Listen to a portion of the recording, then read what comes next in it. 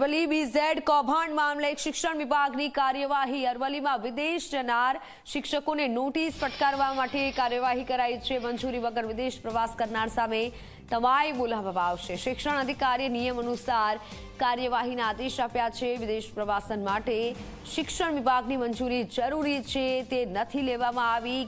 એક વિડીયો પણ શિક્ષકોનો સામે આવ્યો છે। ચાલુ નોકરીએ શિક્ષકો વિદેશ ગયા હોય તેવું સામે આવ્યું છે। શિક્ષકોને નોટિસ ફટકારવાની કાર્યવાહી કરવામાં આવી રહી છે। મંજૂરી વગર વિદેશ પ્રવાસ કરનારા સામે તવાઈ બોલાવશે। જે શિક્ષકોના નામ આવે છે એ શિક્ષકો એનો શું રોલ છે અને એમણે વિદેશ પ્રવાસ કર્યો કે નહીં અથવા તો અન્ય કોઈ જગ્યાએ પ્રવાસ ગયા છે, તો વિદેશ પ્રવાસ ગયા હોય એવા 5 શિક્ષકો અમને મળ્યા હતા અને એ લોકોને અમે નોટિસ આપી છે અને મંજૂરી લઈને ગયા છે કે નહીં એનો ખુલાસો પૂછ્યો છે। બાકી આ સંદર્ભે તપાસ ચાલુ છે અને નિયમ અનુસાર એમની સામે કાર્યવાહી કરવામાં આવશે।